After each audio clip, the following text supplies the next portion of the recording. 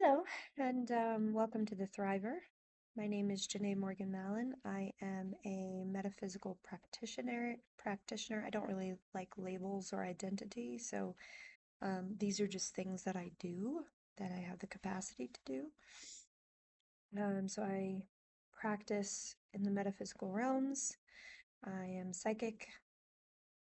Um, I have psychic abilities, and I'm only just stepping into being viewed in that light. It is something that I've held a lot of spiritual integrity to hold back those abilities from the public. So, this talk is going to be about spiritual integrity. And what do I mean by that? Having the wherewithal to recognize that you have these abilities and that it is your responsibility to present them with delicacy, with precision. Um, and it does not necessarily mean that your predictions or what you see are exactly very precise. What that means is that you bring forth that wherewithal to recognize that not everyone has these abilities, and this is a very dangerous avenue to go. It's very much like playing with fire. This is a cosmic intelligence, a wisdom, an ancient wisdom that is coming forth and is awakening through us. However, there doesn't seem to be much in the way of guidance from people with integrity taking this on to be a leader in that sense. And it's something I'm very passionate about because I've seen far too many individuals play with this fire and get burned. I myself had to learn the very hard way. There are entities that exist that are either created by yourself, your own demons that present in an external fashion, and then we project out in different ways. So those are actually created by you and are a part of you. You have just rejected that part of you. So it has created that separation, and therefore there is this entity that exists that wouldn't otherwise exist. And so some people deal with attachments from that perspective, and it's not just an attachment, it's actually yourself. Now, there are those entities, and there are other entities that exist in different dimensions that come into this physical realm and can interact with us. Um, Now, before I go into all of that, it actually is very important that I preface this. My particular beliefs is that there is no separation of self. We have the illusion of separation of self. However, in that illusion of separation of self, we still function. And so we behave and we have to navigate this physical world through that illusion by playing that game of that separation of self.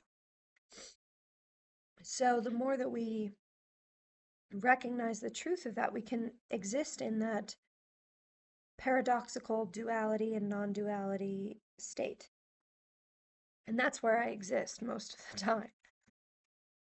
So in this conversation, we're speaking in that duality state with that preface of understanding that there is no separation of self.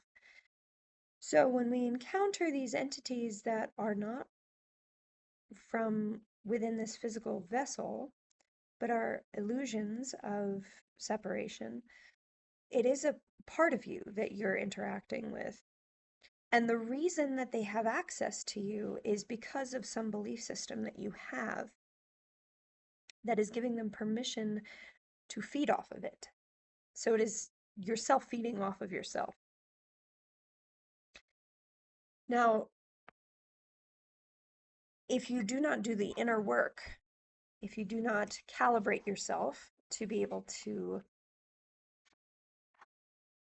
free yourself from these beliefs, these negative belief systems, what can happen is, especially if you have these kinds of psychic abilities, what can happen is you begin to work in a way that you believe that you're working with God. You believe that you're working with light energies, and it's actually the opposite. So I've encountered several individuals like this, and they did have these incredible abilities, and it was quite alarming. Um, Initially, I had thought that there was something to this person, that they knew something a little bit more than me, um, but that wasn't the case. In fact, in the work that I did with them, because it was spiritual work, in the work that I did parallel to them, they thought that they were working through me or affecting me from some sort of place of authority, whereas I had my own autonomy in my experience of with my abilities. So they were not able to do what they thought that they were able to do. And instead, I just worked independent. Um, and later, I realized that because of this person's inability or unwillingness to do that inner work, to free themselves from belief systems, they held on desperately like some parasitic thing to the belief systems. And the belief systems, it became like a weird parasitic symbiosis. And they were not willing to separate from that. They were willing to present themselves as though they were, but they did not. And I had seen that before as well with a different individual, so I knew what I was dealing with. But in so recognizing that this person had not done the work and was not doing the work, that they were anchoring themselves within the metaphysical planes, but they didn't do the inner work within their physical body. So they were actually dealing with some pretty dark energies and dark entities. And through their practice, they got deeper and deeper and confused themselves in that way. So the work that they were doing on a spiritual level was quite corrupted, and it had very little integrity to it, because they were not taking responsibility for their role as a keeper of this wisdom or access. This occurs very frequently, in the world, in New Age spiritualism, you name it. We have a lot of these tiers. We speak about the levels of enlightenment. Um, and my husband and I, Patrick Gagos, and we would speak about this all the time, that there are no masters here. The only mastering that can occur here is to become a master of yourself and to be able to navigate your own inner world so that you may show up in this world with integrity. And that's the magic. That is the true awakening. So,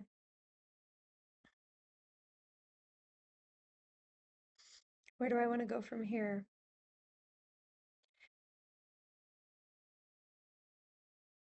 The true mastery is self mastery. It has nothing to do with mastering certain physical sciences, it's all internal, that is transmuted through the physical. Uh, Now, we have spiritual gurus who work with the bodily sciences. I did study briefly with Sadhguru, and while I was studying, I learned there are certain practices that do encourage what they call positive prana, negative prana. Pranic energies are uh, simply just energies that we take into ourselves. So there are positions that we can take in the physical realm to encourage a positive or a negative outcome. And there is a science to that in the yogic tradition. However, I posit that there's something bigger there, that it doesn't necessarily mean that such a practice requires such precision. I believe that the intent is everything. And the intent comes from not just your mind, but also the integrity that you have in your heart, the actions that you take in your daily life, how you show up in this world for other people, for example.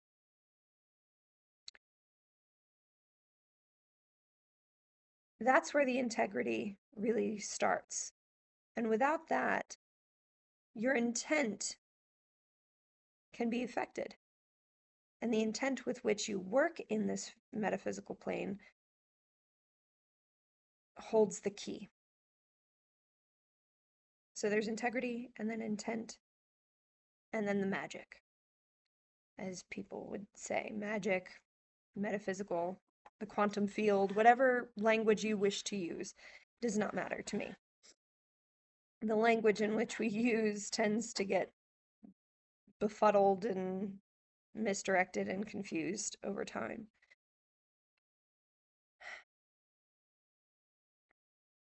Thank you so much for being here, by the way. I love you very much. I'm very grateful for your presence and moving this far with me. It's only been a few minutes, but we'll see how far we get.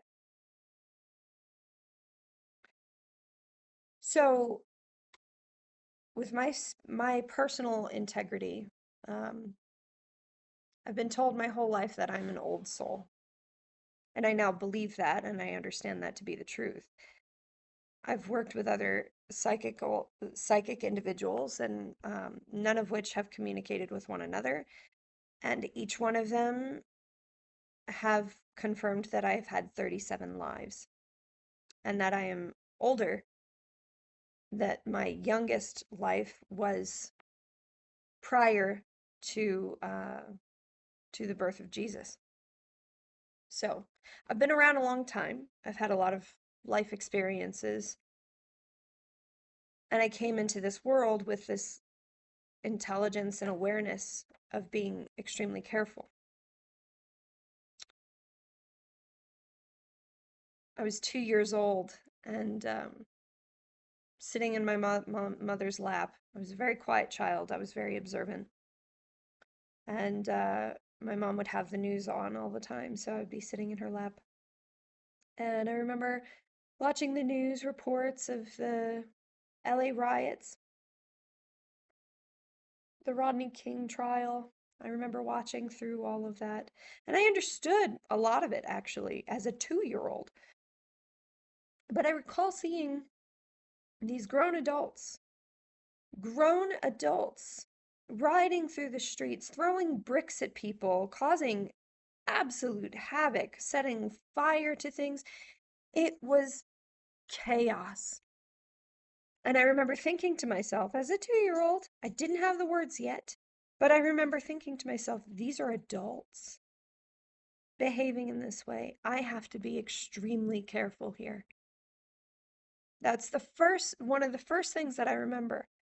I have other memories, but that we're not going to get into that. But this one, it's a very potent memory that I've carried with me my whole life.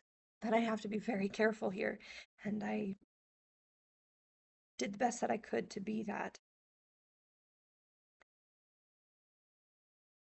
So what that did was it created this precedence for me to move through life with in as delicate a manner as possible. And it was not easy, given the life that I could have chosen for myself. We don't know exactly.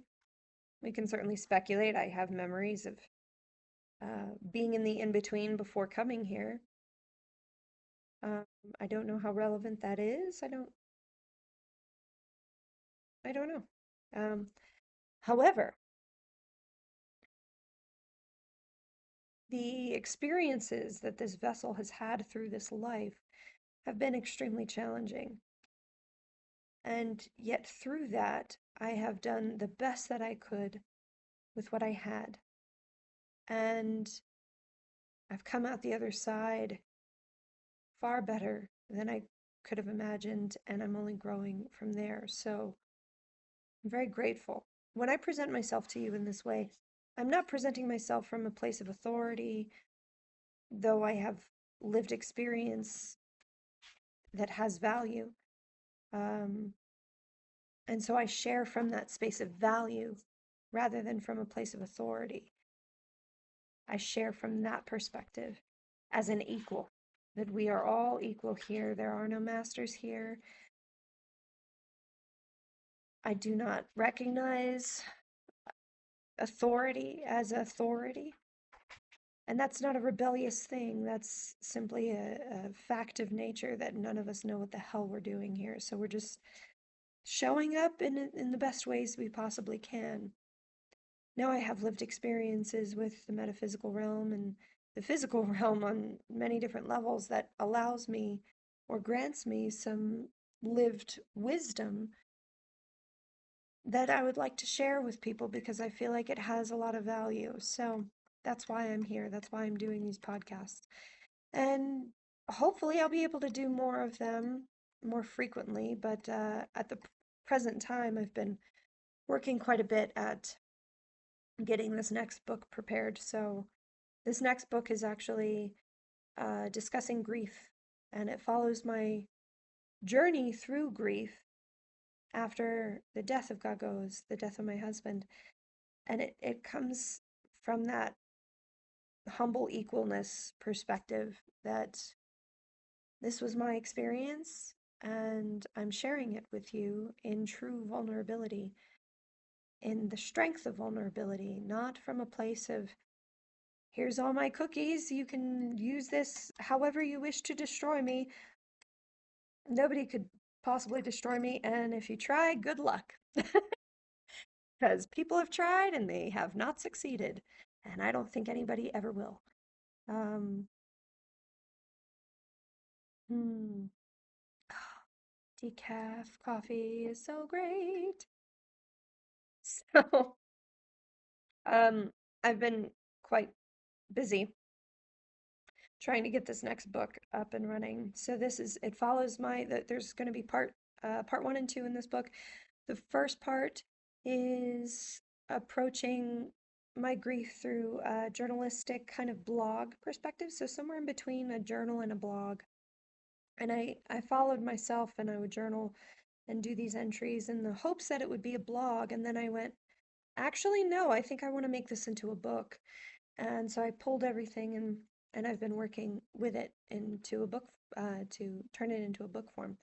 So um, that first section is those entries um, that I'm fleshing out and making a little bit more cohesive for readability. And then there's the second part, which actually synthesizes what I've learned through that grief and what I've discovered through my metaphysical abilities and as a metaphysical practitioner.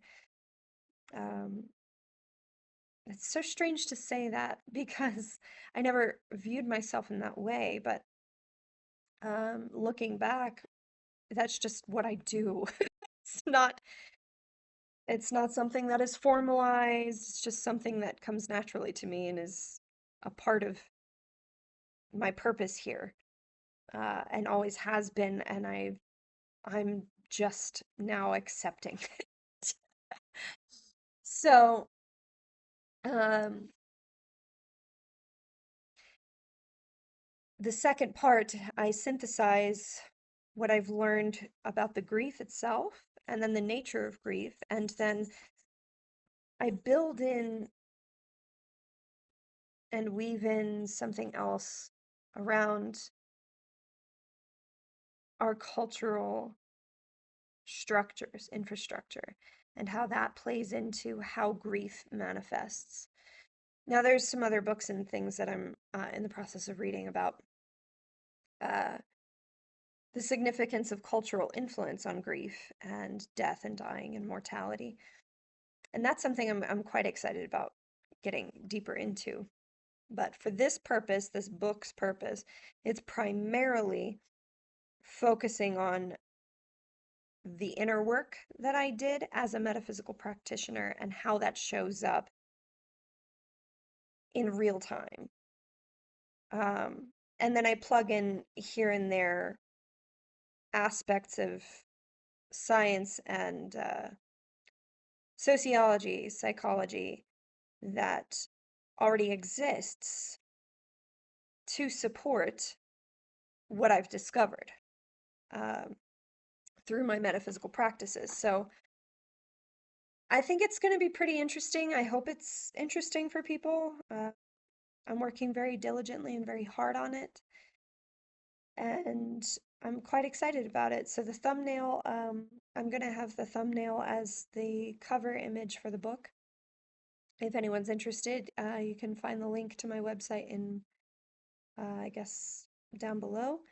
I'll have the link to my website there, and you can follow for information on pre-sales once that gets moving. But I really need to get this book moving. My goal is to have it published by August 15th. I would prefer to have it sooner, so I'm working very diligently, and I just felt very inspired to compose this podcast episode in the meantime. So, spiritual integrity. One can have abilities. It does not necessarily mean that one has the capacity to hold those abilities with integrity. It does not necessarily mean that one has the capacity to work within those capabilities with integrity. And it can be quite a dangerous thing. So that's how we get false gurus who fuel cultish mindsets, and we have these cults that pop up with corrupted gurus and masters that these cults will raise above them. And through those cultish experiences, we have an abuse of in the physical realm of date raping women. I've actually, in my travels this past year, I've heard of 2 accounts of individuals who have escaped cultish environments where that occurred. And in their accounts of it, it was quite disturbing. But again, it is a part of you. We're dealing with the illusion of separation. So the more we show up in our minds with integrity, the more that we free ourselves from conditions and expectations, from the illness of society and the structures that we exist within,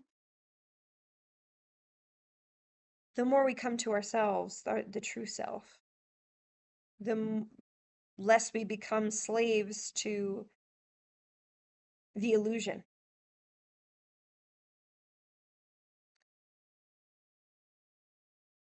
And the more we show up with integrity. So that's where my work is. And if anyone is interested in working with me as a metaphysical practitioner, I do have services available on my website. So you're welcome to go check that out and reach out to me there. And I would love to work with you. Now,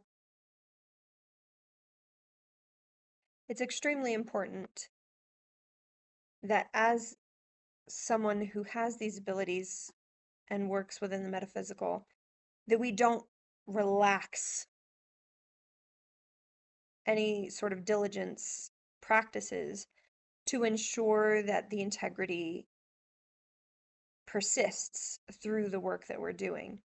A lot of practitioners that I've seen and I've heard of from other people, I've seen that they reach a certain level and then they believe that they're untouchable. And that's where they get in trouble.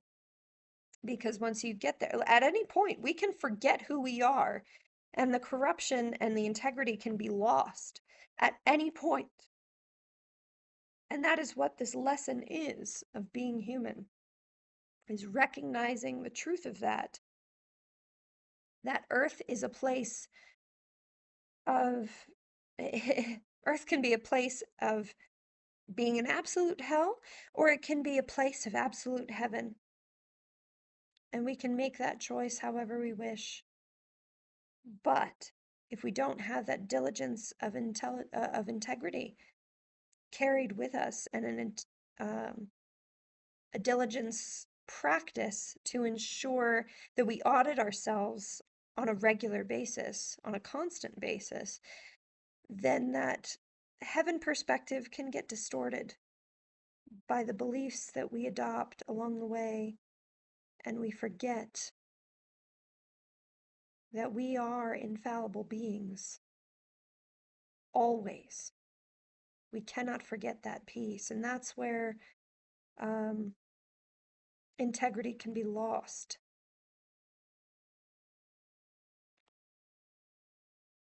So, if you are not a metaphysical practitioner, if this is not something that you feel that you have the capacity for, that's fine. But I wanted to bring this out as a discussion for people to understand what it is that they're working with, to understand the properties of fire, of the metaphysical fire, so that we can better equip ourselves and make more informed decisions. Now, I'm a trauma informed practitioner, um, because I have experienced it, but I do not bring that in a trauma dumping situation when I'm working with someone. I will bring something forward if it is relevant to the situation and if it helps build rapport or trust in some capacity. But it is not coming from a place of creating an attached bond. That is a very, very delicate thing that a lot people misconstrue and don't. Uh, and that's why we have, sorry, that's why we actually have a lot of these very strict ethical practices within um, psychological fields.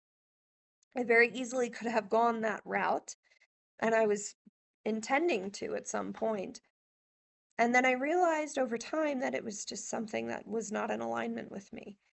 That whatever I am or whatever this life journey is functions independent outside of the infrastructure, just as a satellite outside of the infrastructure within which we live. Not from a place of rebellion or any of that, but from a place of integrity, of recognizing that to buy into the system is compromising that ancient wisdom that exists there for someone with metaphysical abilities and capacities and has the integrity to navigate through them. So that's why I exist the way that I exist. I'm not someone that can work within the system at all, actually. I'm discovering more and more. And I keep trying. I keep trying. And and spirit keeps saying, "No, that's not for you." So I have to trust that. I really do. It's not easy. Lord knows it's not easy. But it is I'm happier than ever, and I'm in far better alignment now more than ever. So, if you or anyone you know has encountered into uh, things that you feel functioned outside of that and without the integrity piece, I'd love to hear what you have to say about that in the comment section. So please comment down below. I'd love to actually hear what anyone wishes for me to speak on next as well. So comment down below if you have any curiosities that you would like to hear my perspective on. Um, what else? If you want to find out more about the book, you can, or see any of my other previous books, you can visit my website in the link down below. Like, subscribe. I'm not a big fan of any of that, but it does help. So do whatever you wish with that. With that, I don't care. I really don't. Um, I don't even know why I say it. Anyway, I love you so very much. Thank you so much for being here, and thank you for listening to me speak on integrity in the spiritual realm. Until next time, keep on thriving.